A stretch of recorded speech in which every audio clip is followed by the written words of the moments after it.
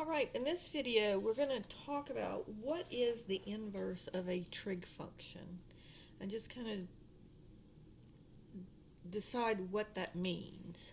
All right, so let's first talk about in algebra, we talked about just an inverse of a function. And we said if you think of a function as an input-output machine, if we have f of x, we put in the x and we get out the y. Well, with the inverse function, make it a little bit bigger. And remember, we said the way that we do an inverse function is we put a little -1 up here. And usually, like if we said x to the -1, that means to take the reciprocal. But in the case when we're talking about a function, it just means the inverse of the function. So with the inverse of the function, if we take this same y that we got out of the x and we put it into our inverse function, then we will get our original x out. So if I put in a 2 into my function and I get out a 5, well, if I put a 5 into my inverse function, I will get out the original 2. All right, and we talked about how you swap the x and the y. So if f of x is equal to -1, 3, and 5, 7, then f inverse of x would be 3, -1, and 7, 5. We talked about how it flips a line about this, it flips a graph about the line y equals x. So if my original function was here, my inverse function would look like this. And let's say that this was the point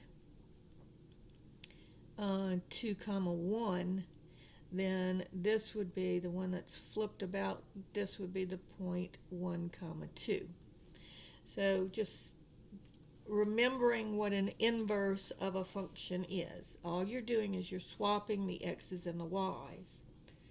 And so before calculators, I know that y'all cannot even imagine what that was like, but before calculators, the way that they used to do trig functions is they had what they called trig tables. And so I'm going to show you an old trig table from back in the day, and it looks like this. So notice that here, if I said here's the sine, here's the angle 21 degrees, and so what is the sine of that function? So I would just go down, here's the sine of A, I'd go down to 21, and here would be the sine of A. And all of this is in our calculator now, and so it makes it easier, but in a way it makes it where you don't understand it as much, because now if I said what is the inverse cosine of 0.8988, well, I would go to cosine and I would look for that number, and then I would say, oh, that's 26 degrees. So if I said what is the inverse cosine of 0.8988, it would be 26 degrees. Well, now with our calculators instead, if I say, see, on our calculator you have the sine, cosine, and tangent that we're used to punching, but if you look up above it in yellow, it says inverse sine, inverse cosine, inverse tangent. And so for you, it's just a matter of pushing the inverse or the second function for the sine, cosine, and tangent. But notice that what you're getting out is you're getting out an angle. So when you're doing the inverse trig function, you're getting out an angle. And so let's just do this one on our calculator. And notice that ours is going to be a little bit more exact than the table. And so in my calculator, I have to put in the number first, the cosine of the angle, and then hit inverse cosine. You may do the other way. So if your calculator, when you hit inverse cosine, if it puts in open parentheses, then you just do inverse cosine, and you make it look exactly like this. Mine is backwards. And so I'm going to hit second function, cosine. And notice that I get 25.99922 degrees. And so if I round that off, it would be 26. So your calculator, of course, is way more accurate than my trig table. All right. If I wanted to know what is the inverse sine of 0.6561,